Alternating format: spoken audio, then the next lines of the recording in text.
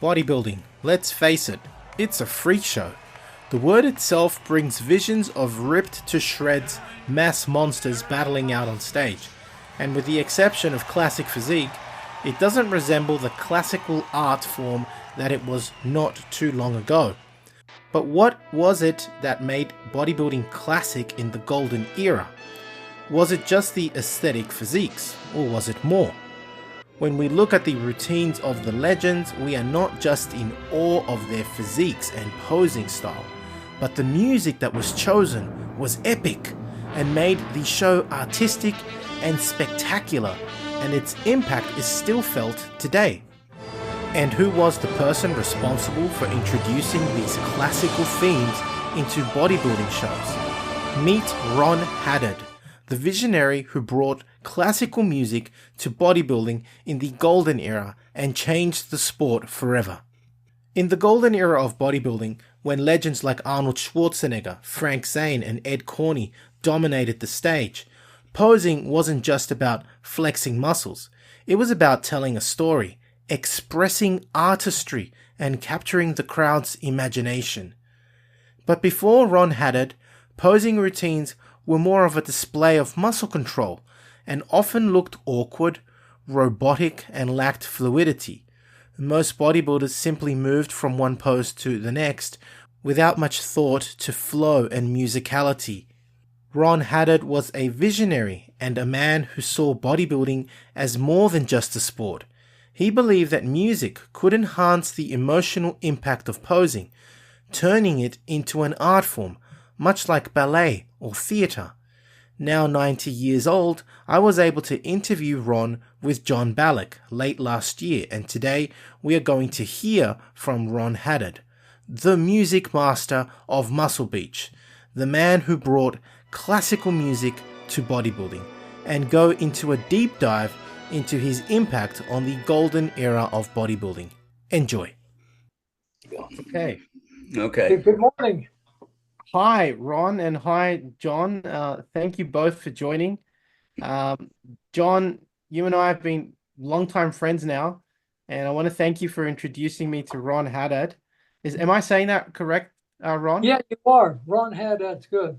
Excellent. And as far as I can, as far as I've read from John preparing me, you used to be called the music master of Muscle Beach, or the Right. West Coast Music Man. Yeah. Yeah. So, Yeah, I started back in, it started when I did the first contest for Dick Tyler, who was editor of Muscle Builder, Muscle Power, and Muscular Development.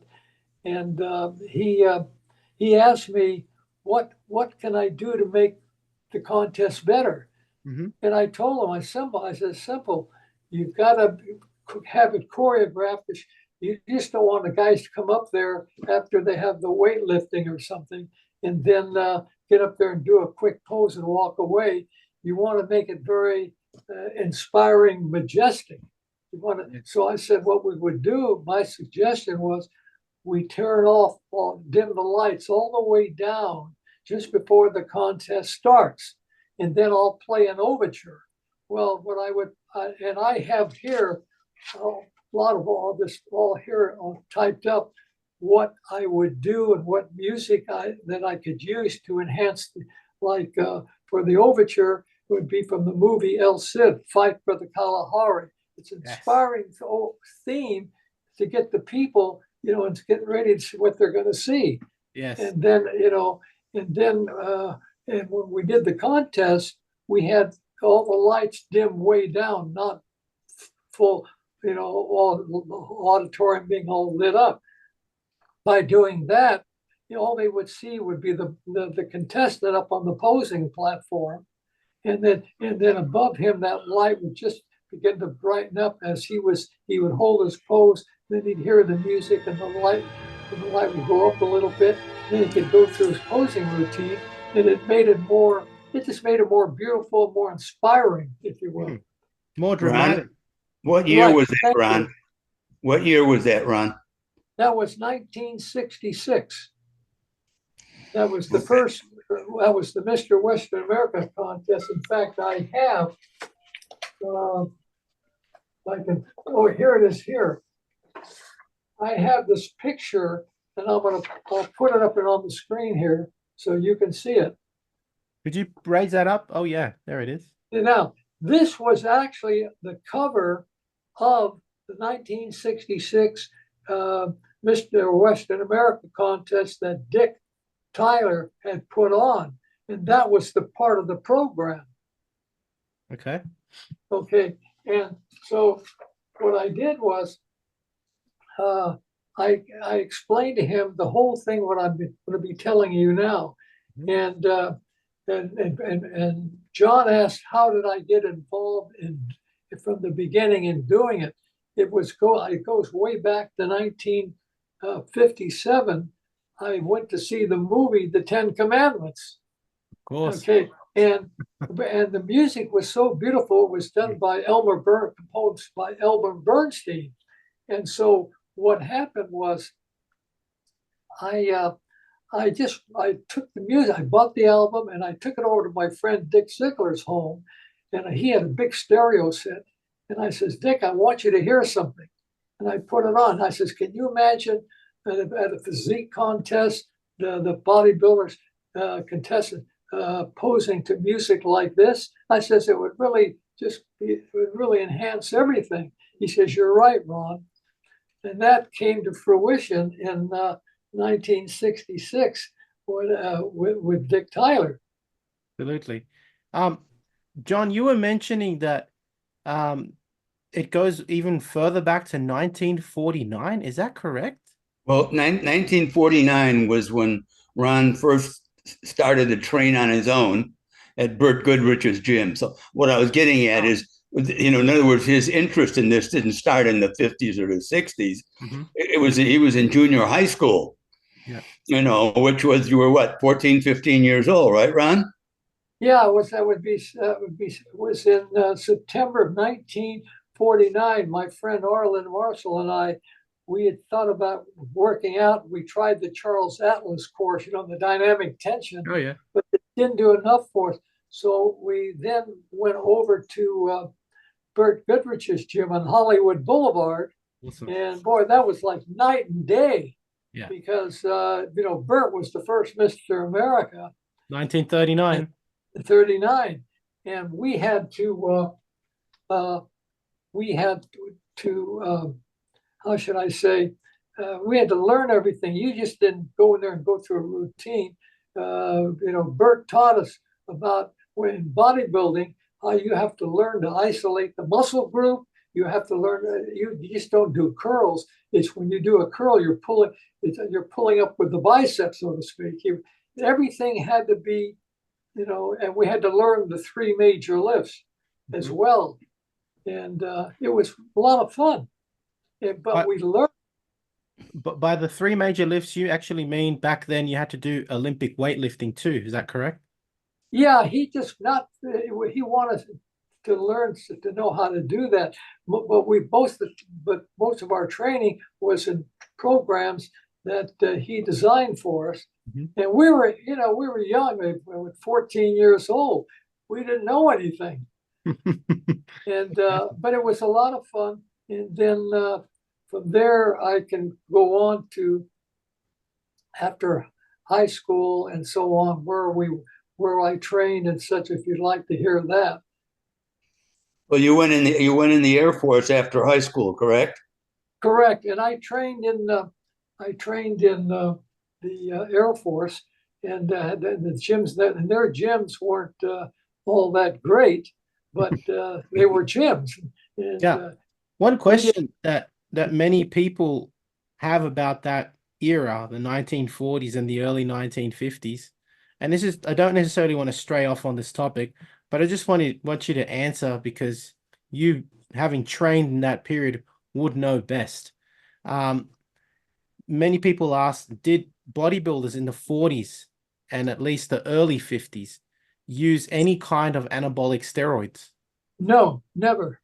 I never heard about it till years later, and thank God I didn't want to tamper with all that type of thing, as I don't believe in taking any of that stuff. It's your diet, is the most important thing, and your training. So what did you guys mainly rely on back in the 40s and early 50s? Other than training? It's kind of interesting you bring that up. Down at Burt Goodrich's gym, they used to have a juice bar downstairs, as I recall, and you could get a Steve Reeves special or whatever, and they put in, you get fresh fruit juice along with a banana. They put the protein powder, and they even put yeast powder in there. With even I can't remember all of it, that we would take it after we worked out. We would drink that down. We thought we were on top of the world. Good nutrition then. Yeah, well, I mean, it was really good. And, of course, I'm living at home with my parents, and whatever my mom cooked, I had and ate, but we got it where we'd take it in protein drinks basically after we worked out. Great. All right, John, do you want to continue with Well, I'm just curious, obviously you can imagine being your instructor being the Mr. America, first of all, number one. And it would be interesting because I never asked around the question, what, besides the Olympic lifts, what was there, like just 8 or 9 basic exercises that you did and sets and reps? How did that go? Was it what exercises that they gave us, that Burt gave us? Yes. Yeah, well, we had from the bench press, shoulder press, deadlifts, squats. They used to say squats was like the foundation of the doing squats, because that builds overall power. Yeah, that's what and Burt said you got to be able to do those. But he also said when you're working out, you're going to start with lighter weights to warm up. Never try to start training with a heavy weight. Warm the muscle up first. Absolutely. That sounds like there was more common sense than there is today. Absolutely. Would you say then, Ron, that Burt being Mr. America, I mean, great question from John, and really I should be asking those kinds of questions, because to get a routine from Mr. America would be something fantastic. Would you say Burt mainly gave full body routines in that era, or would he also specialize or split the routine up into upper body, lower body? How did he go about teaching different clientele in the gym? Yeah, as I remember, we just worked out. We started out doing some little stretches and everything, and then we started with basically squats, deadlift, bench press, shoulder press, curls, barbell curls and dumbbell curls, tricep press down. They were all the basic exercises. We never went into doing, there's so many different ways you can train today. And I didn't have to do rear extensions or anything for tricep. It was just to build the basic muscle group. Ron, so basically you were training whole body 2 or 3 times a week? Yeah. 3 times a week. Whole body 3 times a week. How many total sets do you think you did in those 7 or 8 exercises? 2 or 3 sets? We did basically 3 sets of 10 reps. Yeah. And that was what it was at the time. And we do 3 sets of curls. But one thing he said, you don't rest a half an hour between exercises. No more than around 30 seconds between each set. So pretty high intensity. Yeah. Well, what he was saying, at least we understood, sometimes it would go a little longer, but he was saying, because when you start getting pumping, say you're doing curls, you're getting blood into the biceps there as you're curling, and you don't want to let your arm go back to normal. Then you start doing the curls again. Yeah. If that, to me, that makes sense. Yeah, keeping the pump. Awesome. So what kind of, you were 14 years old. How much did you weigh about at that point, and how was your progress? Arlen and I, we were about 100 and somewhere about 100 up at 5'9". We're about 135, 40 pounds. That's all we weighed. But as we started working out, we noticed we started putting on size, and we started putting on weight. I put on around 15. I added around 15 pounds, and then after about 2 years, and then I think it was almost 20 pounds by the time I graduated. Trying to remember now, but we just felt on top of the world, and then we did a lot of funny things. We'd be in school. It's so darn funny. And Arlen would be there. We'd be in class together, and he would wear a real tight, like, remember the old Milkus t-shirts? Does that ring a bell? Red Path?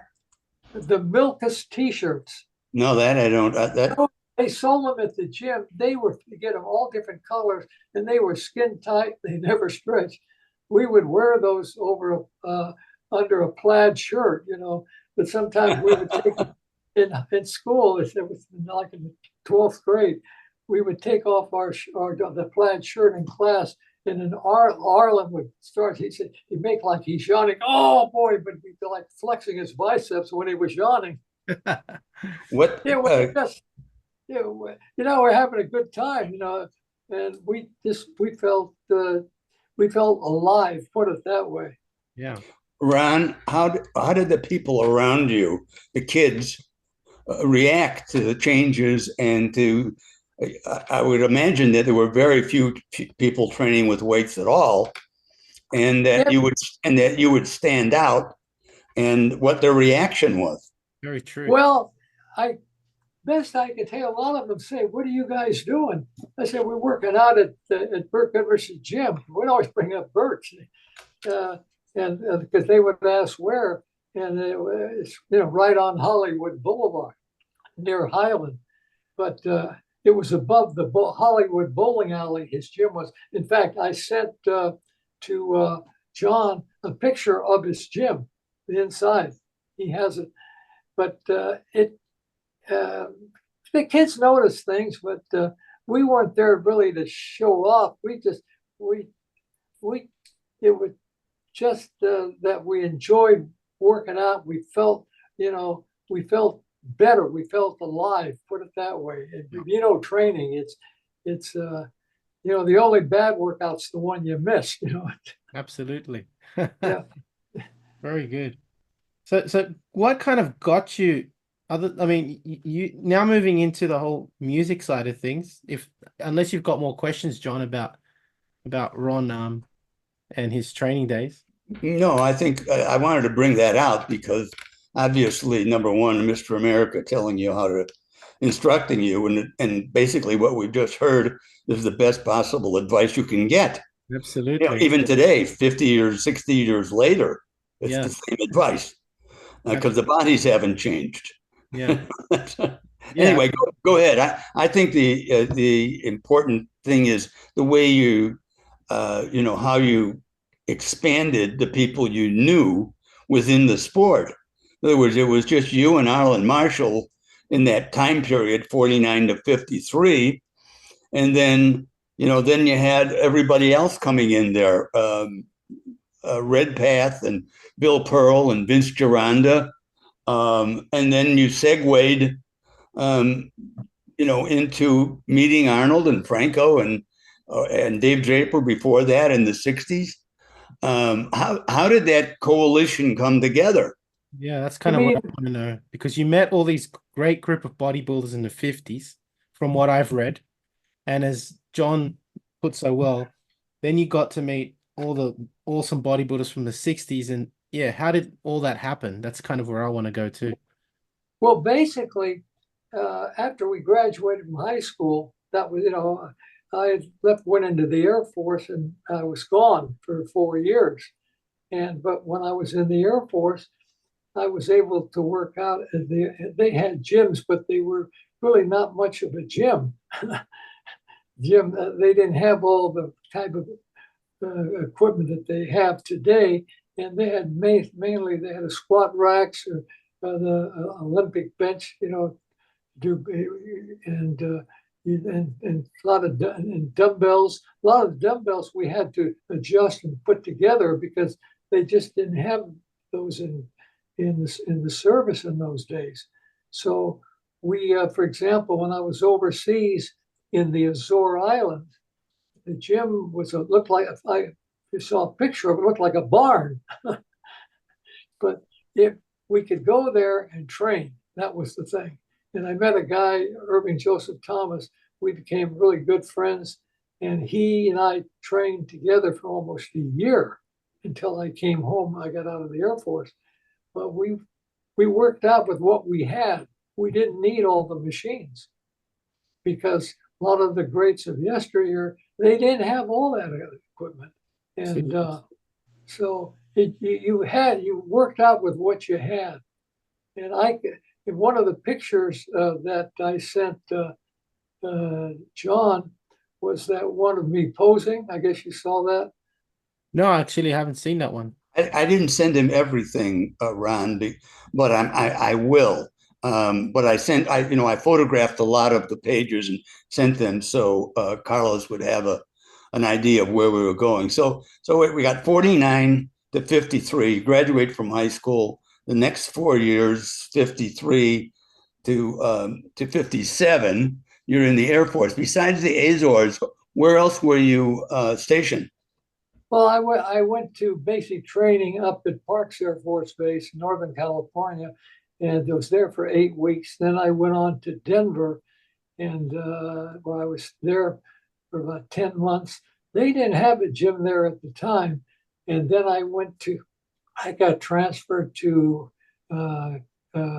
Missouri on a radar site, and they really didn't have any place for a gym, although they had a room that me and another friend of mine who worked out, we could train at there. All they had was the barbell and some dumbbells. But that's, but really when you get down to it, that's all you need. And then from there, I went to the Azore Islands, and they had that picture where I did. That was the large room. They had a squat rack and an Olympic bench, but it wasn't the standard Olympic bench. It had narrow uprights on it, and we worked out with what we could. Right, Ron. So 1957, you're back in the States. You're also seeing the Ten Commandments, which inspired you. Did that inspire you to? When did you physically take the thought to having music? That really didn't happen until 65 or 66 when you had people that would do it. It started, like I told you earlier, was 1957 when I saw the Ten Commandments, and I heard that the music by Elmer Bernstein is great themes.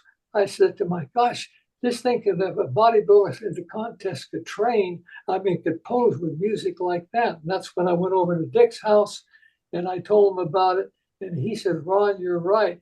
And then we have to jump forward from 57 to 1967, 66, when Dick Tyler was putting on the contest for Joe Weider, and he asked me, "What can I do to enhance the movie? The contest?" And I told him, I says, "Just think if each of the contestants could pose to some really symphonic movie themes or classical music, and you have that list. I sent you a list of a lot of the themes that I used." Ron, Yeah. So you met Dick Tyler in 57, then 58? No, I met him in about 1958 through another friend of mine, and that's another interesting quick story. We used to go every Sunday night. would be Dick Tyler, myself, and we called Big Roger. He was Larry Scott's roommate. And Big Roger, he played in heavies in different movies. He's about 6'6", and and Larry Scott, and I got trying to think of the other guys' names. We'd all go out to Maselli's Pizza, or the El Coyote restaurant, or another one I can't think of, and have dinner. From there, we would pick a movie. We'd go to the movie. After the movie, we'd go to Carnation Ice Cream on Wilshire Boulevard near Highland and have dessert. We did that for several years. And that's how I got to know Larry real well. And well, Dick was obviously then a conduit because he started the work for Joe Weider. So you then, because obviously Larry Scott, when you knew him, was training at Vince's, correct? Larry Scott was training at Vince's, and so at that time period. So I'm gathering that you really moved from this very small group of people to a bigger group of people, including Arnold, etc., and Reg Lewis, and all of the people that you knew because of Dick Tyler. Because Dick was already involved with these people as a journalist, correct? Right, and in a way, it was the genesis of me doing the music for the different contests, because I would get calls, and it was 1973. I've got it here. I have to look it up. When I got a call from Dick, and he says, "Ron," he says, "what are you doing Friday night?" I said, "Well, what's up?" He says, "We got to go over to Artie Zeller's home." I said, "Artie, he's a photographer, physique photographer." He says, "Look," he says, "Franco's going to be there, Arnold's going to be there, and Frank Zane's going to be there. We need to pick out the music, and Arnold's never posted any music before. So you've got to come over." So I brought my tape recorder, and I went over there with my tapes, and I listened to them. Frank and Arnold were putting on the contest over at the Mark Twain Junior High, where Frank Zane, he was a mathematics teacher there. So I went over there, and Dick told me that Arnold never posted music. So I just chose the music from the 2001 theme by Strauss called Zarathustra. Now, I don't know whether you're familiar with that theme. No, I mean, I've heard him pose to Exodus, but I haven't heard him pose to, what was it called? It was from the movie that came out. It was in '68, I think it was, called 2001, about traveling to the moon. It was more like a documentary. Mm-hmm. But it was the music with the pounding, bum, bum, bum, bum. Oh, right, this one. Yes, I know the one. Okay, so I play, and as Dick said on the phone, that he says Arnold's never posted music. So I played it for Arnold, and he loved it. He thought it was fantastic. He said, "Ron, I like that. I want that." And then for Frank Zane, I used the prelude to the Ten Commandments. For prelude to the Ten Commandments, and for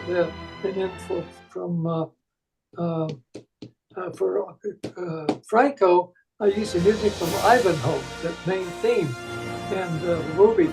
And Ivanhoe. Yeah, that was with Robert Taylor. Okay. Pardon me? Oh, I'm just saying, okay. Yeah, and it's really it's the credit music, you see. Mm-hmm. And I have, for example, right here, where is it? I have a list of all of the themes of the music that I use. For example, the Ten Commandments by Elmer Bernstein, Mutiny on the Bounty by Bronislaw Kaper, the credit music from Captain Blood, to another movie, Damn the Defiant from Battlestar Galactica,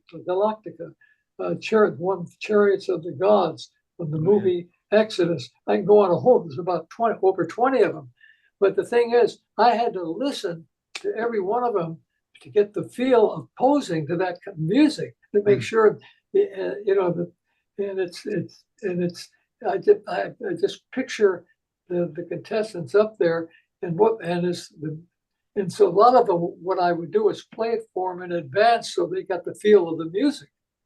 And when you see the from Knights of the Round Table, or the movie, the main theme from this Born Free, I use the late preludes by Liszt. That's classical.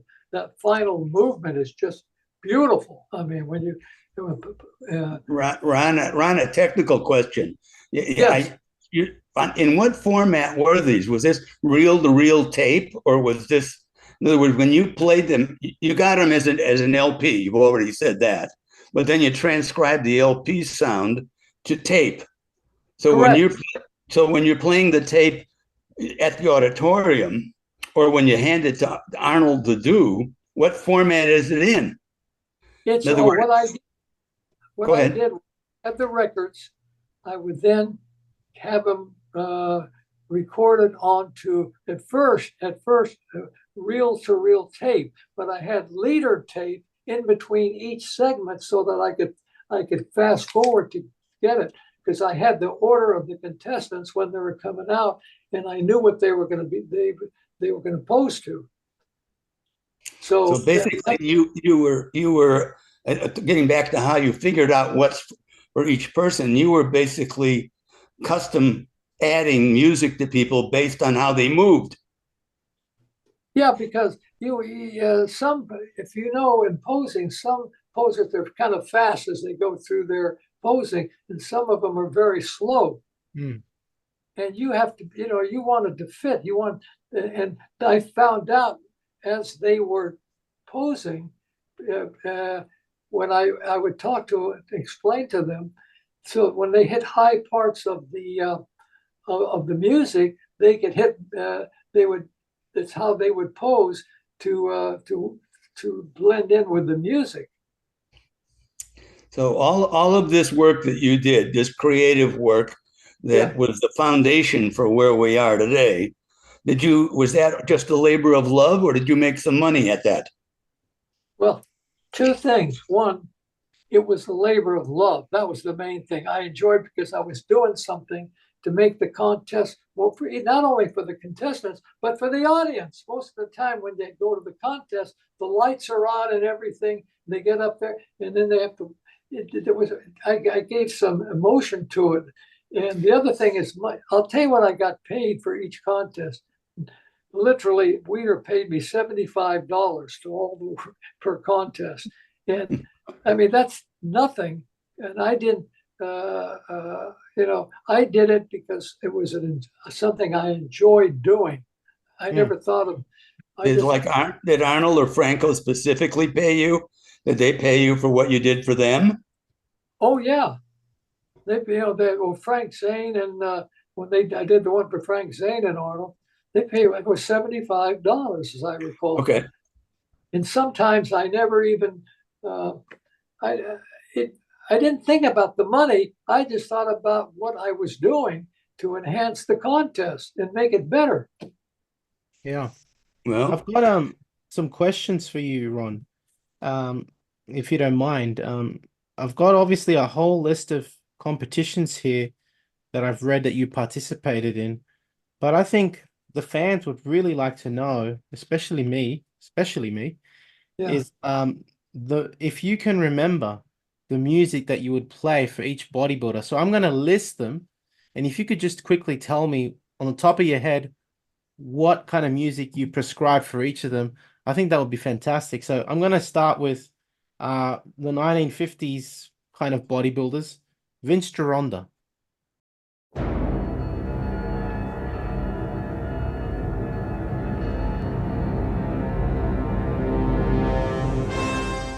I've got I'll give an example. From one article that it was Mutiny on the Bounty. Is that correct? I did the main theme from Mutiny on the Bounty, but I just can't remember. I know that Reg Lewis, when he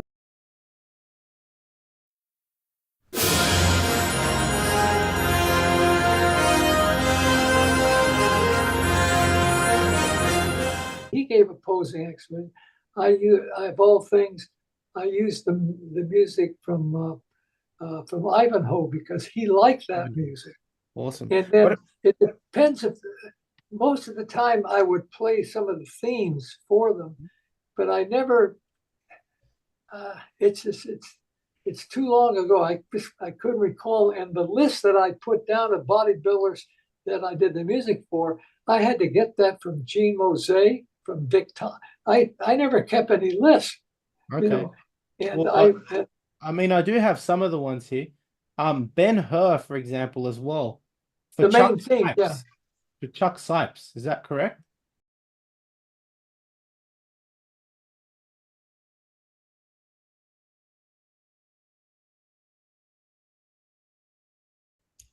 It could be. I don't know. You just can't remember all of them. Do you remember Yeah. any others? I mean, I know that you did. Frank Zane was 10 Commandments.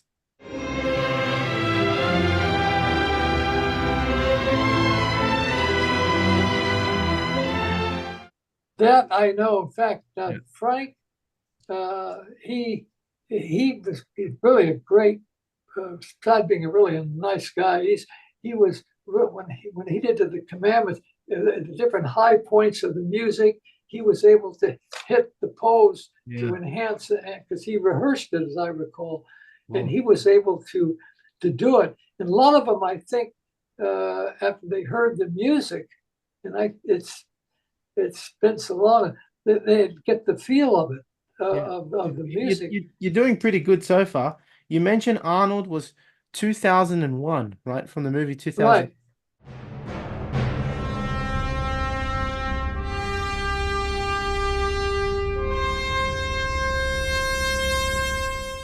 What about Franco? Do you remember what you gave Franco? Do you have the list there, Ron? Do you have the list?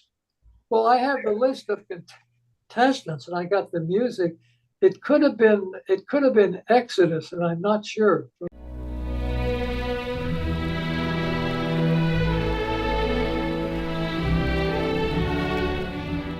The movie Exodus. That's fine. What about Dave Draper? The blonde bomber. The blonde bomber, yeah, Dave. I know. I've got. It could have been Knights of the Round Table. I'm not sure. Knights of the Captain Blood. I'm not sure. Captain Blood.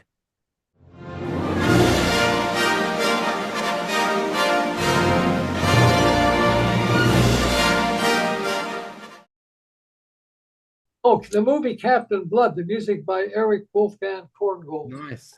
Yeah, I think it could have been that, but I Would you remember Zabo Kazevsky? Of course, I worked with Zabo at Vic Tanny Gyms when I was working there. He worked as an instructor for a while. And what music would you have used for Zabo? His was he posed with the contest. He was kind of fast in his posing, so I had to get the music to fit his posing, and it could have been from the Seahawk by Eric Wolfgang Korngold, the main theme, because that was a faster melody. The Seahawk. The Seahawk, yeah. No, Okay. You know, it's just that I cannot remember. But he posed fast. He wasn't. Some of them were very slow, and yeah. I've got a couple of more to ask you if you don't mind. Just some of the great names. Larry Scott.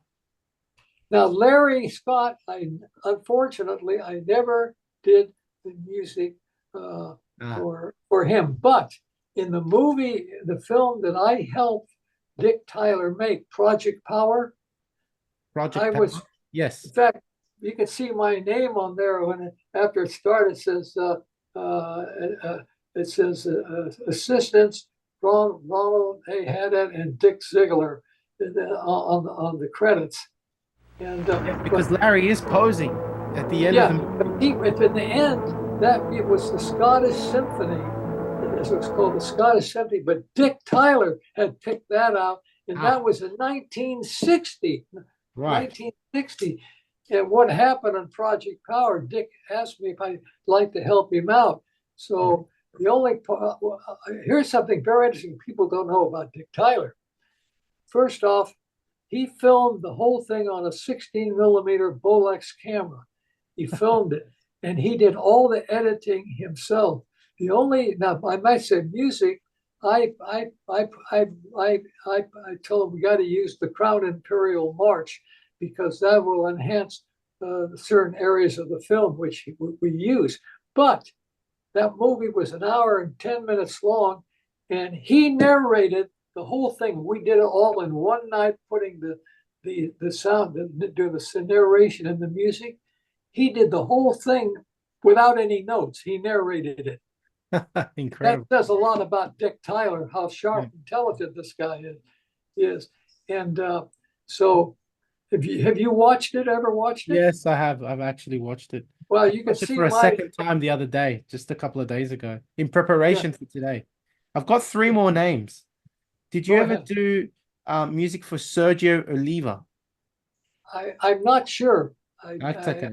What about Don Howarth? Who? Oh, Don Howarth. Don Howarth, yeah. Okay. He was very good poser. Very good poser. Would you remember the music for him? It might have been the music from Exodus. Nice. Okay. But I'm not sure because that was a slower movement, and he was not what you call, as I recall, moving fast as posing.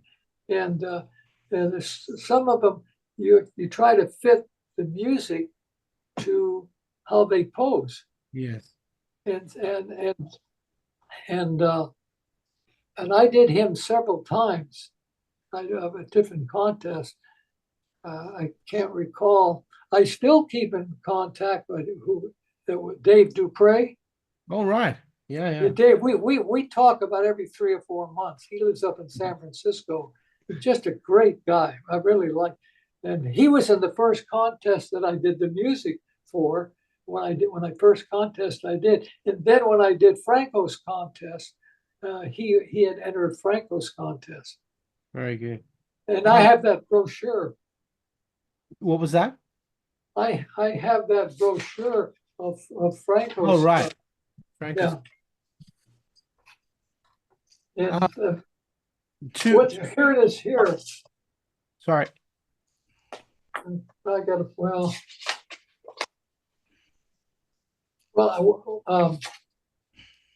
John has a copy of the one with the one of Franco's, and I might add, I also have all of these here, where Dick has written me up in the magazines. Yeah. I've already read some of these articles. So 2 last questions regarding bodybuilders, which you may or may not remember the music to, but I'll ask anyway. Bill Pearl. Bill had his own music. Do you remember what it was? I was there the night he gave up for one of the contests. He gave a posing exhibition, but he brought me up. Bill brought me up the music. I can't recall. It was a softer music. It was a beautiful theme, but it was slow and softer.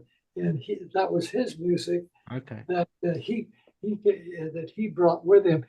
And one time, Reg Parks gave a posing exhibition, but he brought his music. Yes, Legend of the Glass Mountain.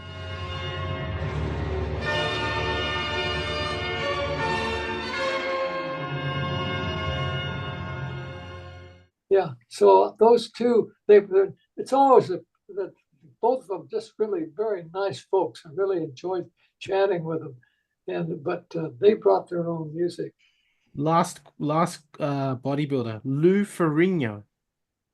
Lou, I did him once, his music once. Carlos, you know what we should do is go ahead, John.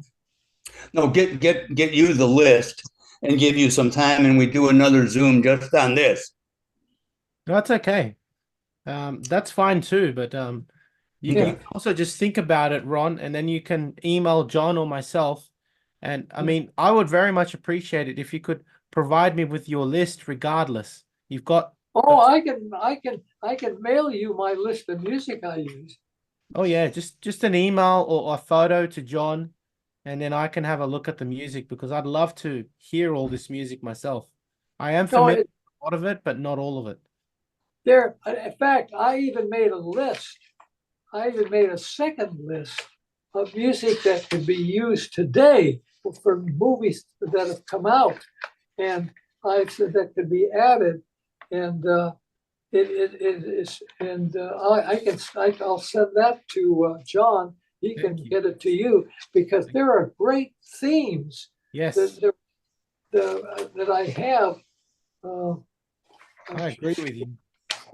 and I mean, they're just phenomenal. I mean, they're just in that Star Trek Deep Space Nine. One of the themes on there is perfect for posing. I mean, you couldn't ask for better. And I'm trying to Unfortunately, unfortunately, Ron, today's the people that pose to music that's completely unrelated to how they're noise. moving. Well, that's what my noise. question was going to. That was actually my last question for today. I mean, you've explained why this cinematic and epic music used in these movies that were done back in the 50s, 60s, and 70s. Really, they even today I consider them movie greats, right? The Ten Commandments, Ben-Hur, El Cid, Exodus, all these themes had beautiful orchestrated compositions, right? Beautiful masterpieces that really portray emotion and go so well with bodybuilding as an art form. But that's the question that I had. What do you think about the music nowadays? I mean, you've just mentioned that there are some wonderful pieces, but like John put it so well, the music nowadays, in my opinion at least, is noise. horrible. Yeah. Well, let me tell you, in Florida, you can go online and if you type in posing music for bodybuilders, I did. There's a guy that owns the gym there, and he has these guys posing to noise. It's loud noise. And you can't, it doesn't draw you in. Like if you were to go see the Ten Commandments with rock music behind it, the movie would have been a flop. Yes. Or Star Wars. Yes. And I have, for example, like the music from Young Bess. The final theme in Young Bess is just beautiful. Star Trek, Deep Space Nine. Did you say Young Bess? The movie Young Bess came out in the early 50s and the music by Nicholas Rocha. I didn't pick up that one. It was later on that I got the album. And the Star Trek Deep Space Nine, Star Trek First Contact, the movie Frenzy. It was by the guy. I got to think he made all those real different movies. It'll come to me. But the credit music done by the London Orchestra by Ron Goodman is phenomenal for posing. You have from Air Force One, Jerry Goldsmith, the credit music from the movie The Rocketeer by James Horner. Oh yeah, the various themes in that. And the silver for the movie music by Bruce Brown, Silverado you could use. The music from Jurassic Park, Journey to the Island. See, I have even some of these. Yeah, unfortunately, posing has lost its way. It no longer has the points that it used to have. And, was at the Olympia here this last year, and none of the music made any sense because the music should look like it's emanating from the body. That's the way it should sound. The body and the music should join. Yeah. And this was just background noise. But anyway, that's my opinion. I'll if you want to just put one more thing. Every of the guys that I did the contestants that I did the music for, they all thanked me. They said they didn't realize it made them feel stronger. It made them. They felt that the music was guiding them in a way, and I think it's but what they have today, it's like a federal disaster case. I agree. Yeah, I mean, I'm done with my questions. To be honest, Ron, Yeah. I John, do you have anything else apologize to add because I on? couldn't give you all the different themes that a lot of the guys posed to, but No, it's okay. You it did still went um, over. you did think about Lou Ferrigno's though. Who did you think did Lou Ferrigno's, or sorry, what music did you think was for Lou? I don't recall because That's okay. I did him at one contest, the music, but That's okay. Don't worry. It's fine. Well, Ron, John, do you have anything else to ask Ron? No, oh, I think we've covered, the music aspect of this, Hmm. you know, pretty well, and we now I understand. I learned a lot, Yeah. how this actually happened, even though I was a part of it. I didn't really. The catalyst here was Dick Tyler. He Yes. was the one that pulled the pieces together because he was the one that was writing about all of the bodybuilders. And then it was a much smaller community. Mm. And as you heard Ron say here, these guys went out to dinner together. Yeah. They visited each other at their houses. They had conversations. They went to movies together. I mean, that doesn't exist today, I, unfortunately. I'm pretty sure that also helped Ron understand more about their personalities and therefore how to, I mean, getting to know them, getting to see them, not just pose, but getting to know them probably helped you also learn about who they were and what kind of music would help them shine the most, right? I think you're absolutely right there, Carlos, because as you could see, really custom chose very much to each individual Yes. and how they wanted to express themselves. Yes. So anyway, it's somewhat of a lost art at this point. Yes. I might add that you know uh, the a lot of the contestants throughout the years, a lot of them some of them I just didn't know, but I always got a thank you from them saying you made my posing better. They were always extremely appreciative because when if you get up there and you just stand and you pose, no music and all the lights on, by having an overture, even at the end of the contest, I had music to play from the Seahawk called "Strike for the Shores of Dover" from the movie The Seahawk, but it was like an overture. You felt like the movie, like this contest was ending Yeah.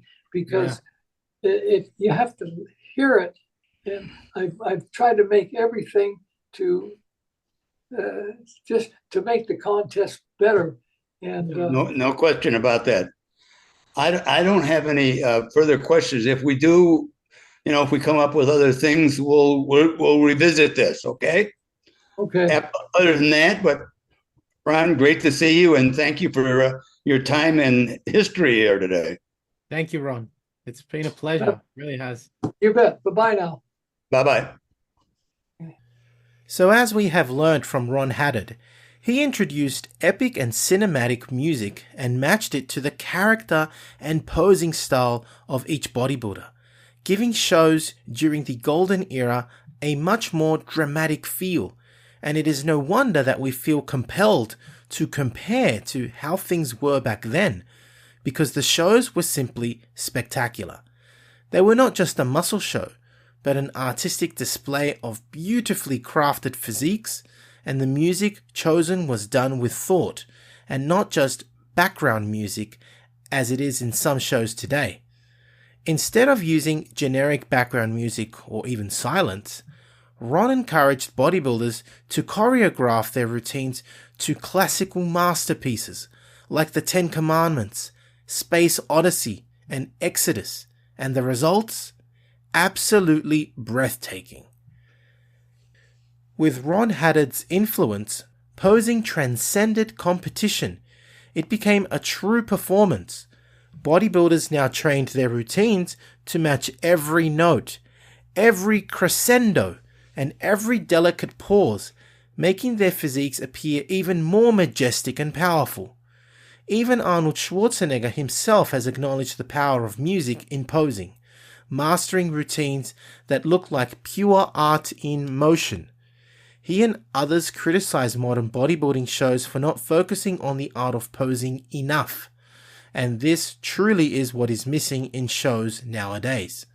I mean, at some of the shows, bodybuilders are posing to hip-hop, which in my opinion is not dramatic at all and does not add to the physiques on stage.